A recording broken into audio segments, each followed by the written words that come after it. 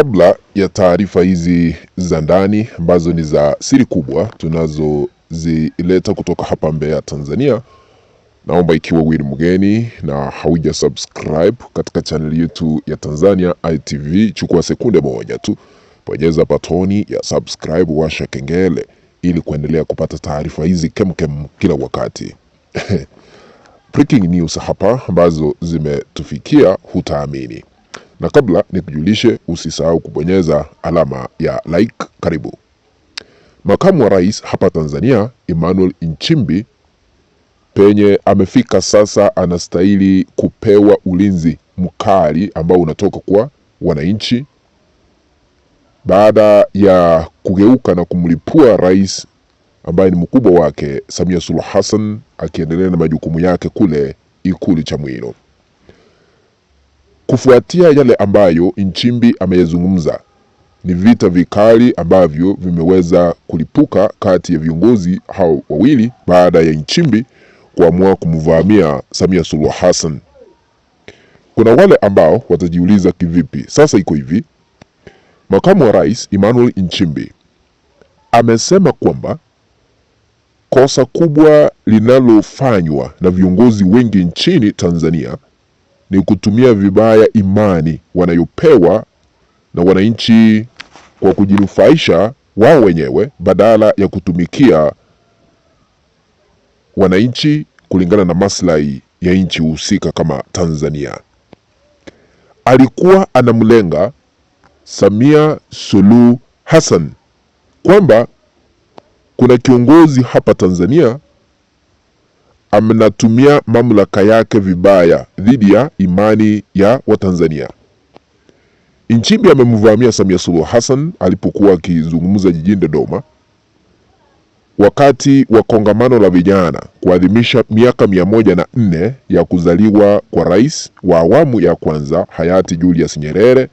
Nchimbi alisema viongozi wanapaswa kutambua kuwa dhamana wanayopewa ni kwa ajili ya kuwatumikia wananchi na si kwa manufaa yao binafsi. Sasa hivi rais wa sasa Samia Suluhu Hassan, mamlaka ambayo alijipea, anaona yeye ndiye yuko na nguvu zaidi. Sasa Emmanuel Nchimbi amemlenga kwa sababu gani? Kuna baadhi ya mashamba hata Ngorongoro imeenda kwa Waarabu. Kuna sasa hivi hapa Tanzania kuna yale ambayo tunajifaidi nayo kama Watanzania, lakini Samia ameuzia mataifa mengine kwa sababu haoni kama sisi Watanzania tunastahili kunufaika. Na niliweza kufanya uchanganuzi wa masuala haya, nikawaeleza na ripoti ambayo ilitoka hivi majuzi ya CAG ya mkaguzi wa hesabu ikaonyesha kwamba madeni ni mengi, trilioni 110, na wengi wanaiba hela lakini hawafuatiliwi. Samia alienda kule Dubai akatia sahihi mikataba 16 ambayo sasa hivi imeanza kuleta barahumu nchini. Rasilimali zetu sisi, Rais Samia akachaguliwa, lakini rasilimali zetu sisi kwa Tanzania ni muhimu.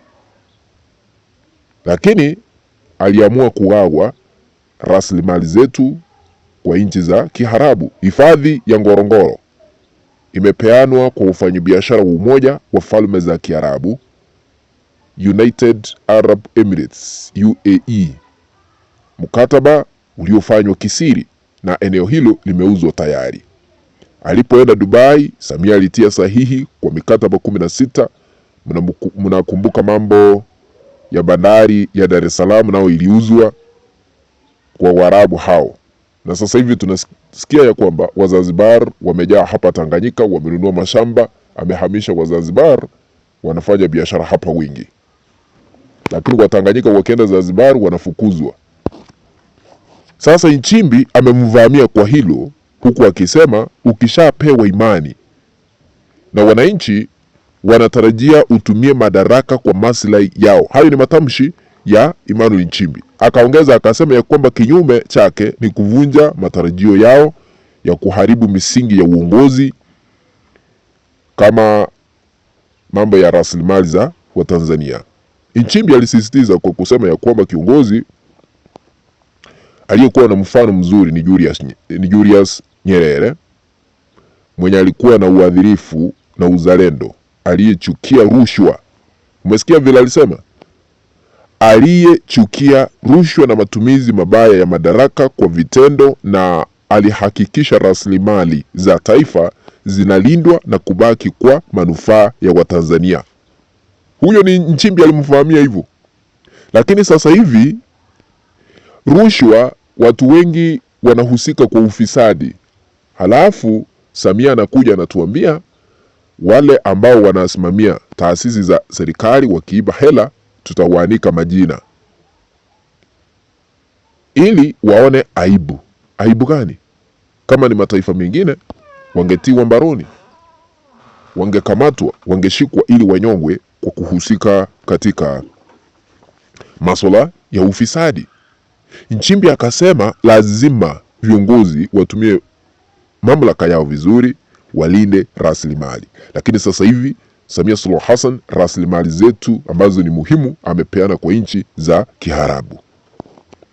Nchimbi akamaliza akasema ya kwamba licha ya Nyerere kushika nafasi ya urais, aliishi maisha ya kawaida yasiyo na ubadhilifu, jambo lililojenga heshima kubwa kwake ndani na nje ya nchi. Umesikia? Lakini yule ambaye yupo mamlakani sasa hivi, tumefikisha trilioni 110 zinaenda wapi? Zinafanya nini? Watu wameuawa, uchumi umeharibika. Najua nimekuwa nikisema haya kila wakati. Mnasema ni stori za porojo. Sasa hizo sio porojo sasa. Nchimbi mwenyewe amesema viongozi wote wanatumia vibaya imani ya wananchi. Sio mimi, ni yeye amesema hivyo.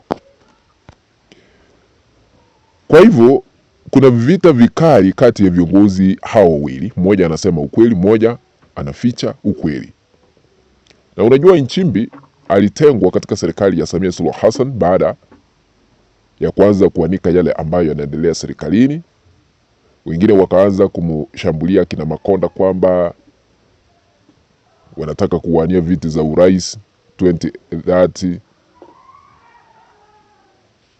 vita tofauti za udini kwa sababu yeye ni Mkatholiki na yule mwingine ni Zanzibar ambaye ni Muislamu.